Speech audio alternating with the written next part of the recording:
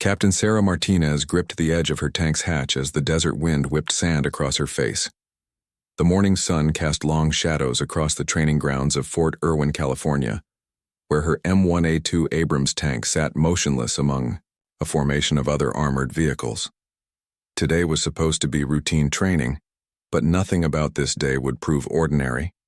Sarah had grown up listening to her grandfather's stories about tank warfare in Vietnam.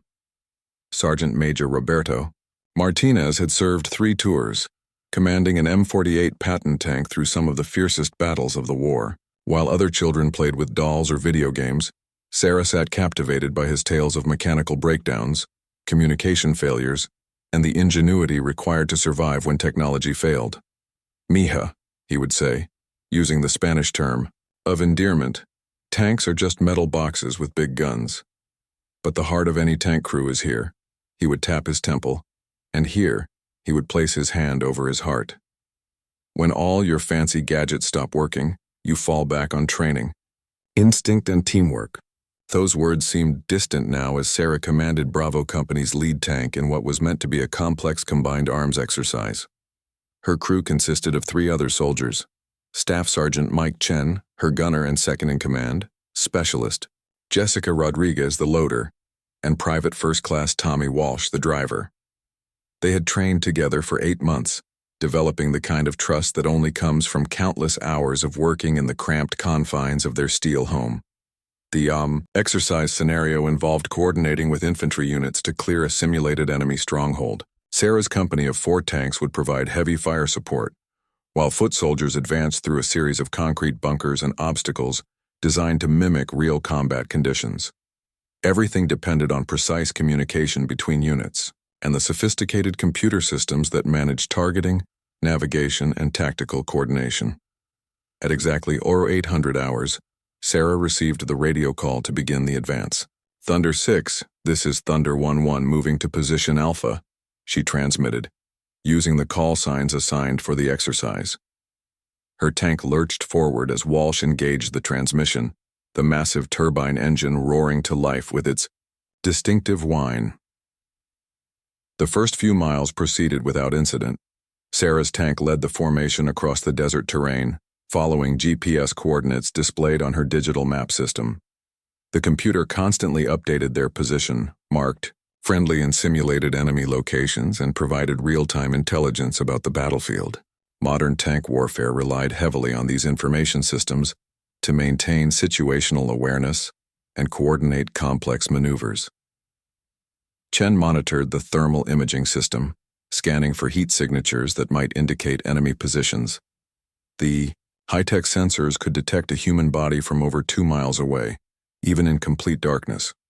Rodriguez kept the main gun loaded and ready, while Walsh navigated using both visual references and the tank's advanced positioning system. Everything changed in an instant. Sarah first noticed something was wrong when her radio crackled with static instead of clear communications. The digital display that showed her position flickered once, twice, then went completely black. A moment later, the thermal imaging system shut down, followed by the fire control computer. "Sir, we're losing systems," Chen reported, his voice tight with concern. "Thermal's down, fire control is offline, and I'm getting error messages across the board." Sarah felt her stomach drop as she realized the extent of the problem. Without their electronic systems, they were essentially blind.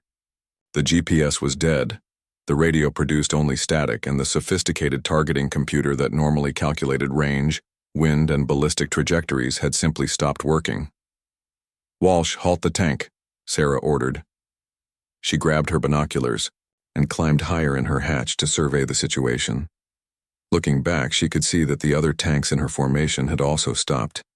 Without radio communication, she had no way to coordinate with them or receive orders from higher command. The training exercise was supposed to continue for another 6 hours. Somewhere ahead lay the objective they were meant to capture, defended by opposing forces equipped with anti-tank weapons and supported by their own armored vehicles. Behind her, friendly infantry units were counting on her tanks to provide covering fire and breakthrough capability. Sarah's mind raced through possible solutions. The technical manuals called for specific procedures when systems failed. But those procedures assumed some equipment would still be functioning. Total system failure like this was considered so unlikely that there were no standard protocols for dealing with it. That's when her grandfather's voice echoed in her memory. During one of his stories about Vietnam, he had described a similar situation. His tank had taken a hit that knocked out all electrical systems during a critical battle near Cu Chi. With no radio, no instruments, and enemy forces closing in, Sergeant Martinez had to rely on basic tactics and visual communication to complete his mission. When your technology fails you, he had told young Sarah, you go back to the fundamentals. You use your eyes, your brain, and your crew. Tanks fought battles for decades before computers existed. Sarah made a decision that would define her career and inspire a new generation of tank commanders. Instead of waiting for repairs or calling off the exercise, she would adapt her grandfather's Vietnam-era tactics to modern warfare. She would prove that skilled crews could still fight effectively even when their advanced systems failed. She climbed down into the tank and addressed her crew. Listen up, everyone. We're going to continue this mission using old-school methods. Chen, forget about the thermal sights. You're going to spot targets using the optical scope, just like tank gunners did for 50 years before thermal imaging existed. Rodriguez will calculate ammunition types and loads manually. Walsh, navigation is going to be by map and compass. The crew looked uncertain, but they trusted their commander. Sarah had trained them well, and they knew she had grown up immersed in tank warfare history and tactics. If anyone could pull off fighting a modern battle with World War II methods, it was Captain Martinez. Sarah pulled out a paper topographics map and spread it across her lap. Using a compass and landmarks visible through her periscope, she began plotting their current position and the route to their objective.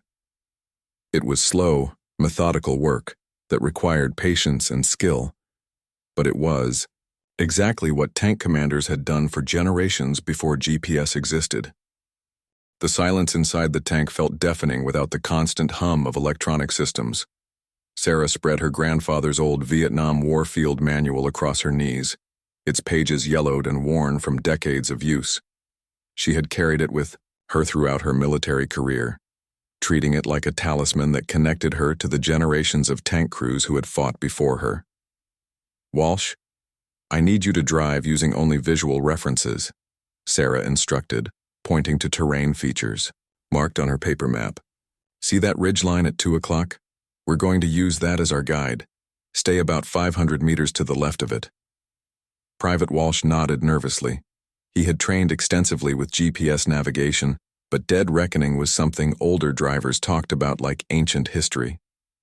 Without the digital compass and positioning system, he would have to rely on the sun's position, terrain features, and basic orienteering skills that many modern soldiers had never needed to develop. Sarah climbed back up to her commander's position and used hand signals to communicate with the other tank commanders in her formation. The basic military hand signals were still taught, but rarely used in an era of instant digital communication. She pointed forward, held up 4 fingers to indicate the formation pattern, and gestured toward their objective area. The other commanders seemed confused at first but quickly understood the situation. Tank warfare had always included contingency plans for communication failures, though few crews had ever needed to implement them. Sarah watched as each commander acknowledged her signals and began organizing their own crews for manual operations. Chen was struggling with the optical sighting system, equipment that was still present in modern tanks but rarely used. Captain, this is like trying to thread a needle compared to thermal imaging, he complained. I can see maybe half the distance, and I have to actually track movement with my eyes instead of letting the computer do it. That's exactly how your grandfather's generation did it, Sarah replied. They didn't have computer assistance, but they still won battles. The key is patience and observation. Watch for movement patterns, dust clouds, and anything that doesn't belong in the natural landscape. Rodriguez was calculating ammunition loads using a slide rule she had found in the tank's emergency kit. Modern tanks carried sophisticated ballistic computers that could instantly calculate the optimal shell type and charge for any target at any range. Without those systems, she had to manually determine whether to use armor-piercing rounds, high explosive, shells, or specialized munitions based on estimated distance and target type. This is actually kinda cool, Rodriguez admitted, working through the mathematical calculations. I feel like I'm really understanding how the physics works instead of just trusting a computer to figure it out for me. As the formation began, moving again, Sarah realized how much modern tank crews had come to depend on technology. Her grandfather's generation had developed an intuitive understanding of their vehicles and weapons that seemed almost superhuman. They could estimate ranges by eye, predict wind effects on projectiles, and coordinate complex maneuvers using nothing more than radio voice commands and visual signals. The first test came when they crested a hill and spotted the enemy position ahead. Through her binoculars, Sarah could see 3 simulated enemy tanks positioned among a cluster of buildings about 2,000 meters away. In normal circumstances, her fire control system would have immediately calculated exact ranges, identified target, priorities, and recommended engagement tactics. Instead, Sarah had to make these decisions using decades-old methods. She studied the terrain between her position and the enemy, looking for obstacles that might affect her shots and cover that could protect her own tanks during the engagement. She estimated the range using a technique her grandfather had taught, her holding up her thumb at arm's length and comparing it to known dimensions of the target vehicles. Chen, enemy armor, 11 o'clock, approximately 2,100 meters, Sarah called out. 3 targets, hull down position behind the building complex. Chen struggled to acquire the targets through his optical scope. Without thermal imaging, the enemy tanks blended into the background, visible only when they moved or when the angle of sunlight reflected off their armor. It took him nearly 2 minutes to locate what the thermal system would have identified in seconds. Contact. I have eyes on target, Chen finally reported. Which one do you want me to engage first? Sarah analyzed the tactical situation the way her grandfather had taught her. The leftmost enemy tank had the best field of fire against her formation, making it the highest priority target. The center tank appeared to be in a better defensive position, while the rightmost tank seemed to be moving into an attack position. Left target first, Sarah decided. Use armor piercing and remember to lead the target if it's moving. This was where the old-school methods became most challenging. Modern fire control systems automatically compensated for target movement, tank movement, wind effects, and dozens of other variables that affected projectile flight. Chen would have to calculate these factors mentally and adjust his aim accordingly. The first shot missed by about 50 meters, kicking up a cloud of dust behind the target. In a real battle, that miss could have been fatal, but this was training. And Sarah knew her crew was learning invaluable skills that could save their lives in future combat. Too far left, drop 100 meters, Sarah coached. The target is stationary, so hold steady on your aim point. Chen's second shot was much closer, and his third round scored a direct hit. The exercise controllers confirmed the kill over the emergency radio frequency they had switched to when their primary systems failed. But the engagement had taken nearly 10 minutes instead of the 2 or 3 minutes it would have required with modern systems.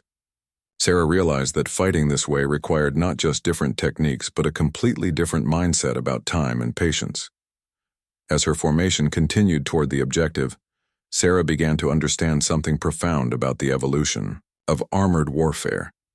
Each technological advancement had made tank crews more capable, but also more dependent on that technology. Her grandfather's generation had possessed a depth of tactical knowledge and mechanical understanding that modern crews often lacked. The radio crackled with a transmission from the exercise controllers. Thunder 1-1, this is Control. Are you experiencing technical difficulties? Your advance has been slower than expected. Sarah keyed her microphone. Control, Thunder 1-1. We are continuing the mission using alternate procedures. No assistance required at this time. She wasn't about to admit that their systems had failed. This was an opportunity to prove that well-trained crews could adapt to equipment failures and still complete their mission. It was also a chance to honor her grandfather's memory by demonstrating that his hard-earned knowledge still had value in modern warfare. The afternoon sun blazed overhead as Sarah's formation approached the main objective, a fortified compound that the enemy was defending with determination. Sweat dripped down her face as she studied the tactical situation through her binoculars, trying to see the battlefield the way her grandfather would have seen it 60 years earlier, in the jungles of Vietnam. Without digital intelligence feeds, satellite imagery, or drone reconnaissance, Sarah had to gather information the old-fashioned way. She observed enemy movement patterns, noted the positions of defensive fortifications, and tried to identify weak points in their lines. It was slow, methodical work that required patience and experience that most modern commanders never developed. "Chen, what do you see through the main gun sight?" Sarah asked, wanting her gunner's perspective on the tactical situation. "I count at least 6 defensive positions, probably more hidden behind those concrete barriers," Chen reported. "There's definitely movement in the trenches, but without thermal imaging, I can't get accurate counts on personnel."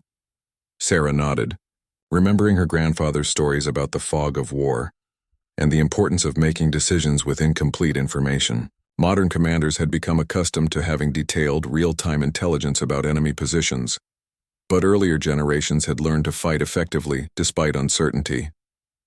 The plan Sarah developed was based on tactics her grandfather had used during the siege of Fire Support Base Charlie in 1968. Instead of relying on precision strikes guided by computer systems, she would use suppressive fire and maneuver warfare to overwhelm the enemy defenses. "Rodriguez, load high explosive," Sarah ordered. "We're going to lay down covering fire while the other tanks move to flanking positions." Using hand signals, Sarah coordinated with the other tank commanders in her formation. Without digital communication systems, every maneuver had to be planned and executed using visual signals and predetermined tactical procedures. It was like conducting an orchestra where the musicians could only see the conductor's hands. The attack began with Sarah's tank, providing suppressive fire against the enemy positions.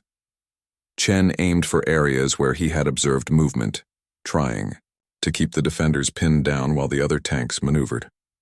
Without computer-assisted targeting, each shot required careful calculation of range, elevation, and wind effects. "Fire!" Sarah commanded. The main gun roared, sending a high explosive round downrange. The shell impacted near one of the defensive positions, showering the area with fragments and debris. It wasn't as precise as computer-guided munitions, but it was effective at suppressing enemy activity. Walsh drove the tank in a serpentine pattern, following routes that Sarah had plotted on her paper map to avoid known enemy positions.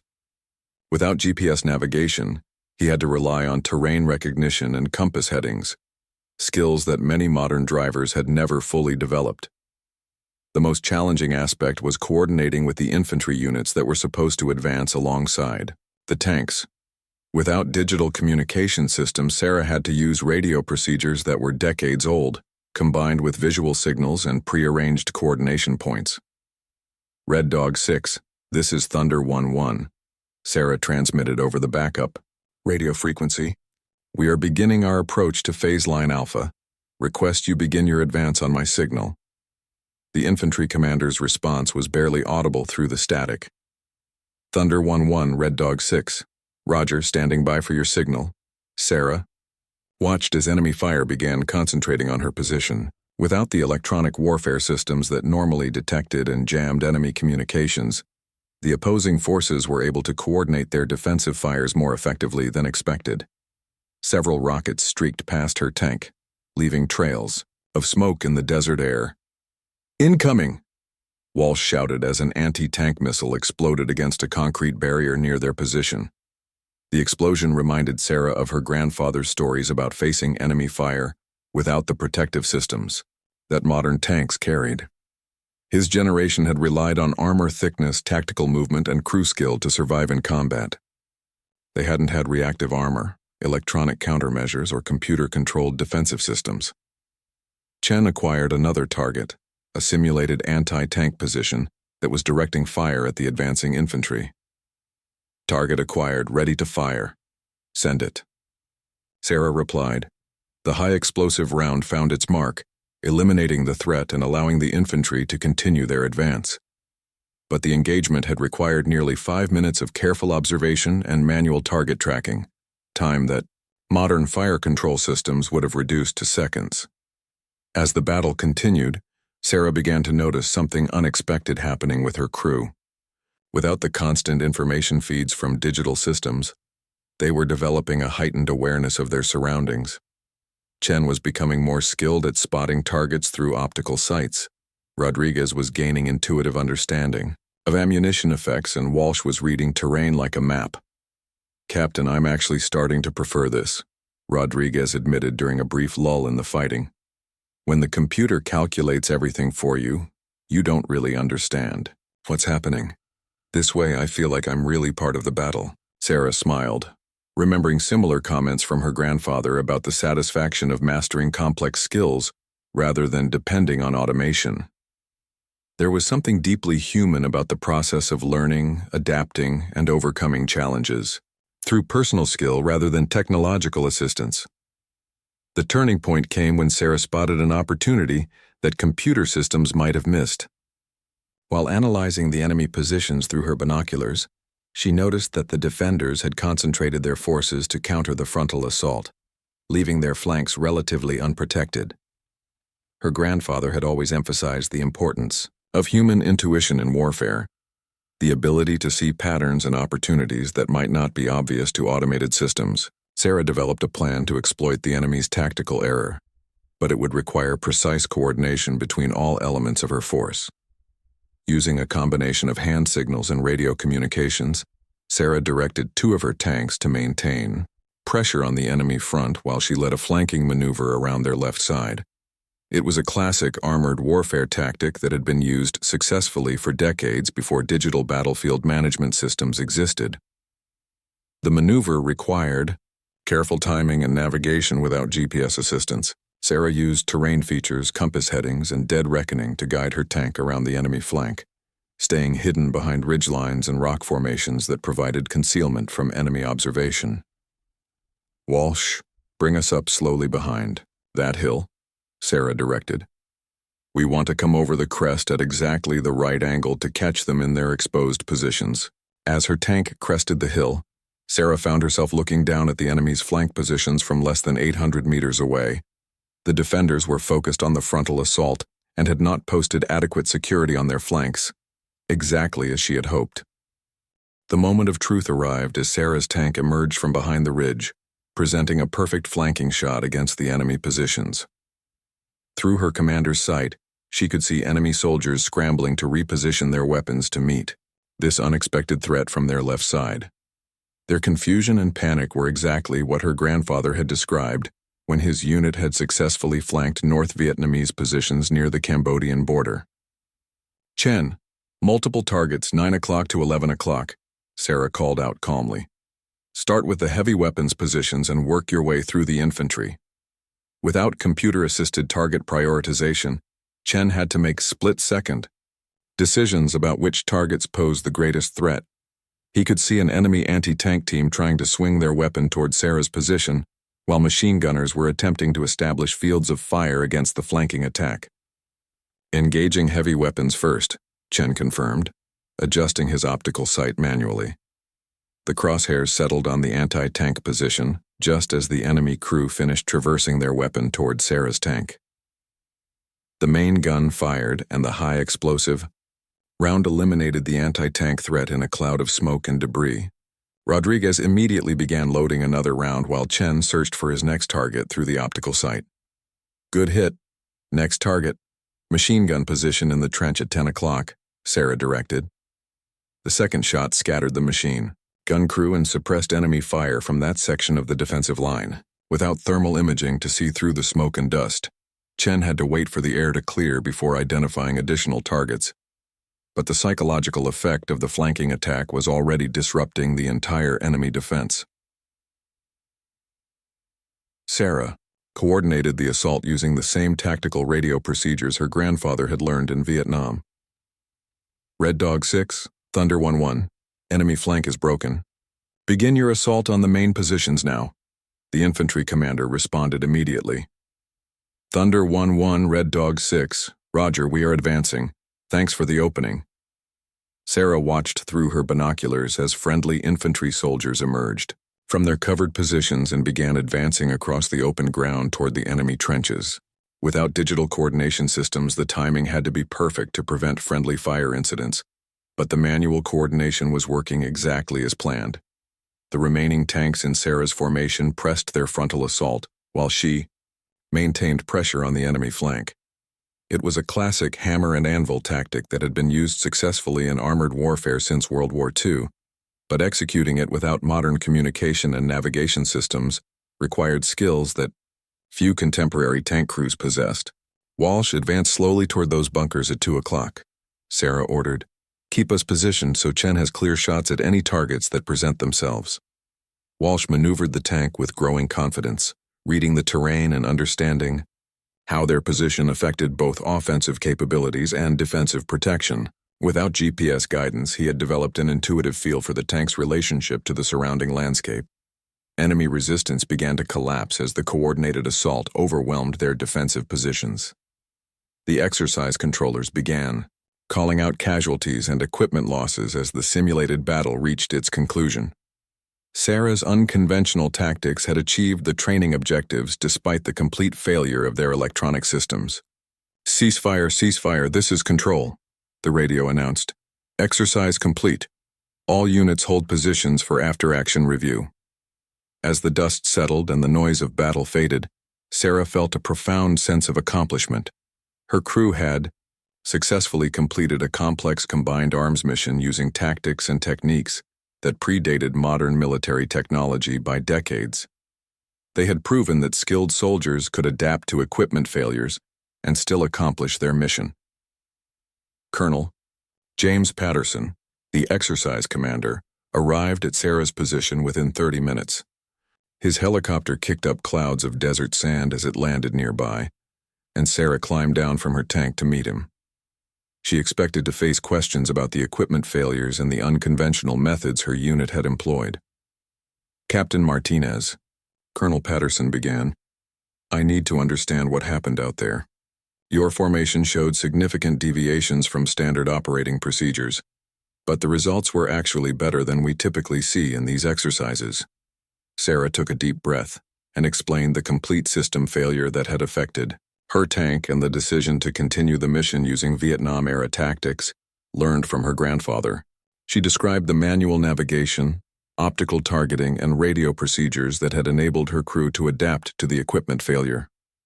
Colonel Patterson listened intently, occasionally asking questions about specific techniques or procedures. Rather than criticism, Sarah detected genuine interest and even admiration in his voice. "Captain, what you accomplished today was remarkable," the colonel said finally. "Modern tank crews have become so dependent on electronic systems that most would be helpless if those systems failed in actual combat.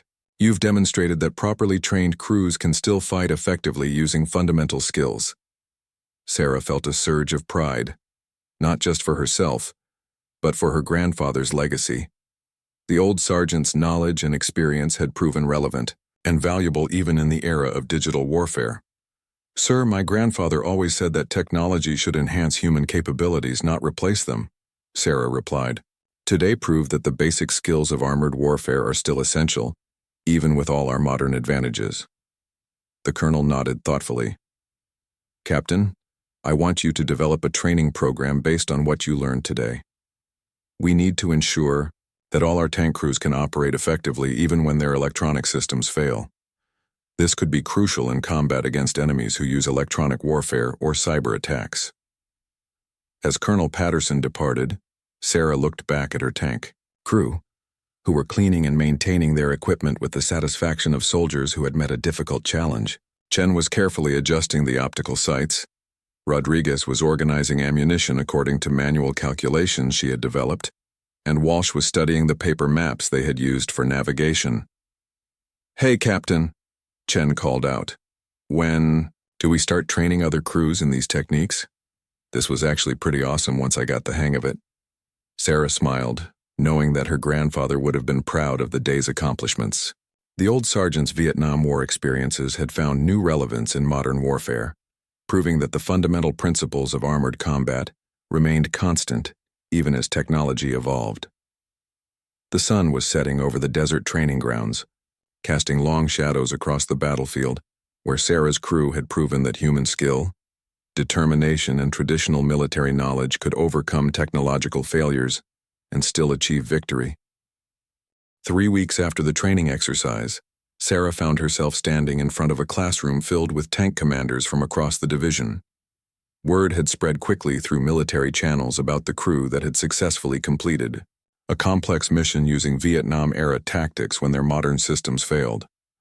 What had started as an equipment malfunction had evolved into a revolutionary approach to military training. "The key principle my grandfather taught me," Sarah explained to the assembled officers, "is that technology should be a tool that enhances human capabilities, not a crutch that replaces fundamental skills. When those tools fail, and they will fail, you need to fall back on basic knowledge and training." She had spent the past 3 weeks working with Colonel Patterson and the division training staff to develop a comprehensive program that would teach modern tank crews the skills their predecessors had mastered decades earlier. The program would be called Legacy Skills Training, combining traditional armored warfare techniques with contemporary tactical doctrine. Major Thompson, a veteran commander with 15 years of experience, raised his hand. "Captain Martinez, with all due respect, why should we train our crews in obsolete techniques when our equipment rarely fails? Isn't this a waste of valuable training time?" Sarah had expected this question and had prepared a detailed response based on intelligence reports and combat experiences from recent conflicts. "Sir, enemy forces are increasingly using electronic warfare, cyber attacks, and electromagnetic pulse weapons specifically designed to disable our advanced systems. In Syria, 3 of our tanks were temporarily disabled by electronic warfare attacks. In Eastern Europe, cyber intrusions have affected vehicle systems during training exercises." She clicked to the next slide in her presentation, showing photographs of damaged electronic equipment from various combat zones. More importantly, crew members who understand the fundamental principles of gunnery, navigation, and communication become better operators even when their systems are working normally. They can troubleshoot problems, adapt to unexpected situations, and make decisions based on tactical understanding rather than just following computer prompts. The skepticism in the room began to shift toward genuine interest as Sarah described the specific techniques her crew had used during the exercise. She explained dead reckoning navigation using compass and map, manual range estimation using optical methods, and ballistic calculation using slide rules and mathematical formulas. Sergeant First Class Williams, an experienced gunner, leaned forward in his seat. "Ma'am, I've been operating tank weapon systems for 12 years and I've never had to calculate trajectory manually. How long does it take to learn these methods?" "The basic skills can be learned in about 2 weeks of intensive training," Sarah replied. "Mastering them takes months of practice, but even basic proficiency can make the difference between mission success and failure when electronic systems are compromised." Sarah had brought her grandfather's field manual and several pieces of vintage military equipment to demonstrate the techniques. She showed the class how to use a military compass for navigation, how to calculate range using the mil-dot system in optical sights, and how to determine ammunition requirements using manual calculations. "Watch this," Sarah said, pulling out a slide rule that had belonged to her grandfather. Before ballistic computers, tank gunners used these to calculate firing solutions. You input the estimated range, target speed, wind conditions, and ammunition type, then read the elevation and lead angles directly from the scales. The demonstration fascinated the younger officers, many of whom had never seen mechanical calculation devices. Sarah worked through several examples, showing how gunners could quickly generate accurate firing solutions without any electronic assistance. Captain Davis, a company commander with extensive combat experience, spoke up. "This is actually similar to what we do in forward observation. When our digital systems go down, we fall back on map and compass methods that artillery observers have used for generations. The principles are the same." Sarah nodded enthusiastically. "Exactly right, sir. Every military specialty has these foundational skills that remain relevant, regardless of technological advances. Tank crews just haven't maintained them because modern systems are so reliable and effective." The training program Sarah developed included several phases. First, crews would learn basic map and compass navigation without GPS assistance. Second, they would practice optical target acquisition and manual range estimation. Third, They would master manual ballistic calculations and ammunition selection. Finally, they would conduct live fire exercises using only traditional methods. The goal isn't to replace modern systems, Sarah emphasized. It's to ensure that crews can continue operating effectively when those systems are unavailable. Think of it as military insurance policy. Colonel Patterson entered the classroom as Sarah was concluding her presentation. Ladies and gentlemen, I've received approval from Division Headquarters to implement Captain Martinez's training program across all armored units. This will become mandatory training for all tank crews, and successful completion will be required for promotion to senior enlisted ranks. The announcement generated considerable discussion among the assembled commanders. Some expressed concern about the additional training requirements, while others were excited about the opportunity to learn traditional military skills that had been largely forgotten. Sir, what about resistance from crews who think this training is unnecessary? Asked Lieutenant Colonel Morrison, a battalion commander. Colonel Patterson smiled. Captain Martinez's crew will serve as instructors and demonstrate the effectiveness of these techniques. Once other crews see what's possible, I think you'll find enthusiasm rather than resistance. After the formal presentation, several officers approached Sarah with questions about specific techniques and training methods. Many were genuinely interested in learning skills that their fathers or grandfathers had used in earlier conflicts. Captain Johnson, a young officer who had recently taken command of his first tank company, was particularly eager to participate. Ma'am, my grandfather served in Korea with the 1st Cavalry Division.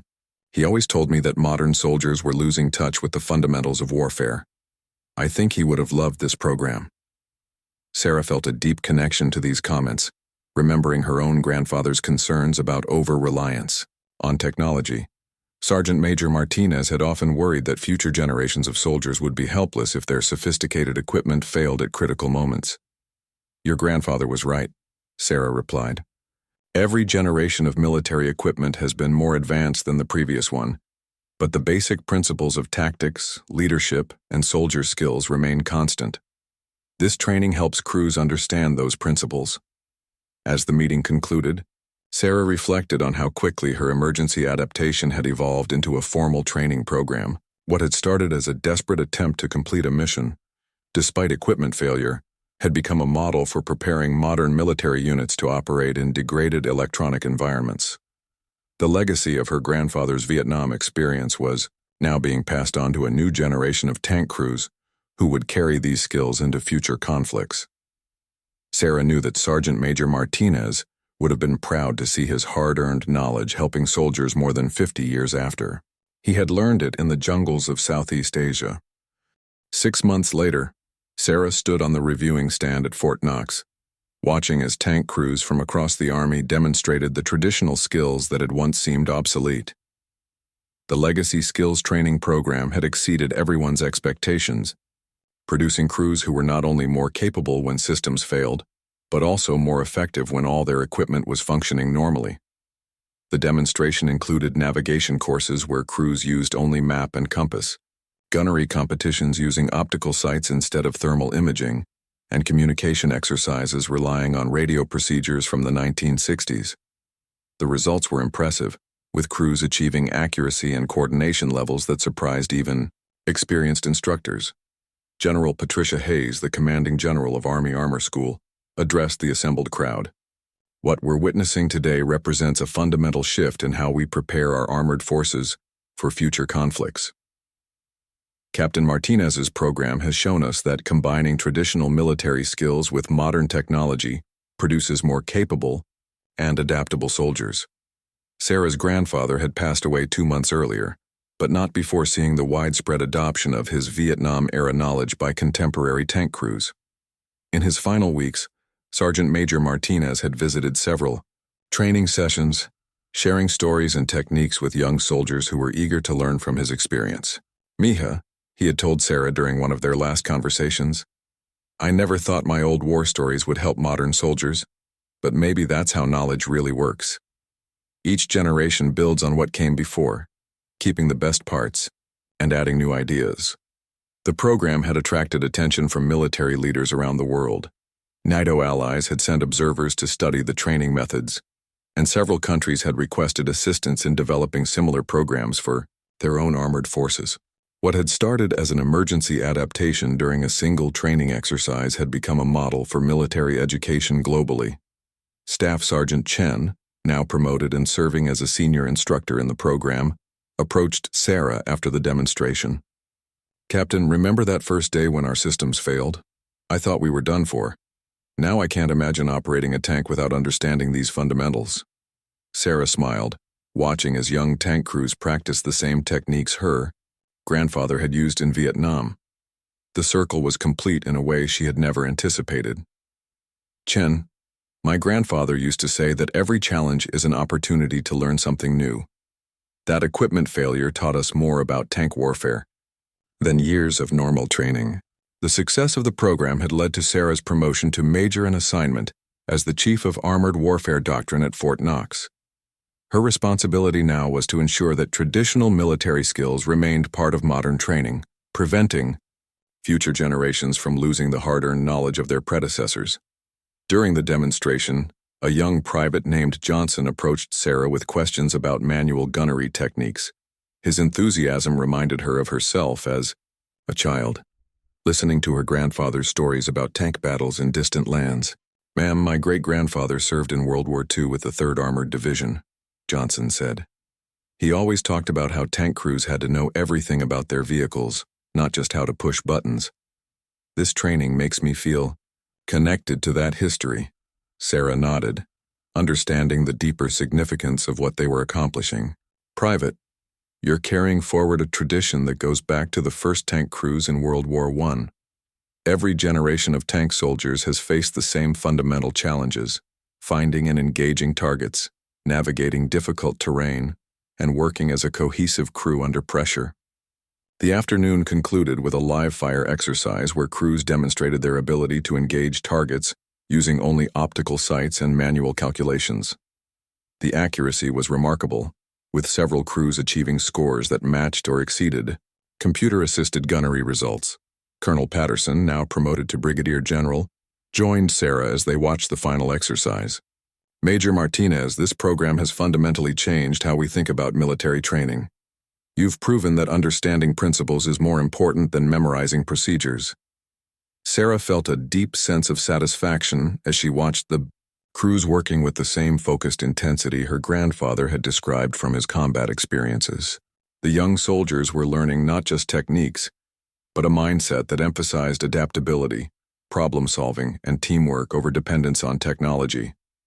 The program had also produced unexpected benefits in maintenance and troubleshooting. Crews who understood the mechanical and physical principles behind their equipment were better able to diagnose problems and perform field repairs. They developed an intuitive understanding of how their tanks operated that made them more effective in all aspects of armored warfare. As the sun set over the training grounds, Sarah thought about the conversation she had planned to have with her grandfather before his death.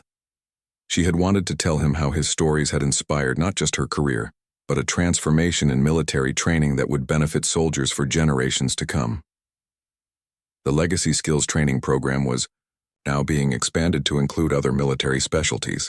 Artillery crews were learning manual firing computations, infantry units were practicing land navigation without GPS, and pilots were mastering visual flight techniques that predated electronic navigation systems. "You know," Sarah said to General Patterson, "my grandfather always believed that each generation of soldiers stands on the shoulders of those who came before.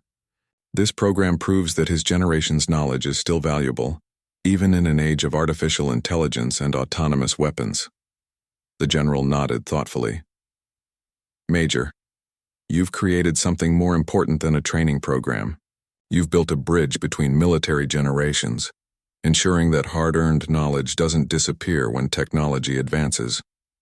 As the participants departed, Sarah remained on the reviewing stand, watching the last rays of sunlight reflect off the armor of the tanks returning to their motor pool. Somewhere in the distance, she could almost hear her grandfather's voice telling stories about tank battles in a faraway war. Stories that had seemed like ancient history, but had proven surprisingly relevant to modern warfare.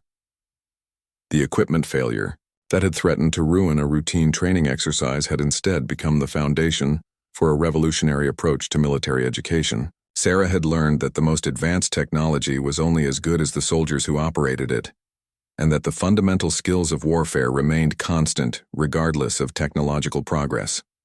Her grandfather's legacy lived on in every crew that learned to navigate by compass, calculate firing solutions manually, and coordinate attacks using voice radio procedures.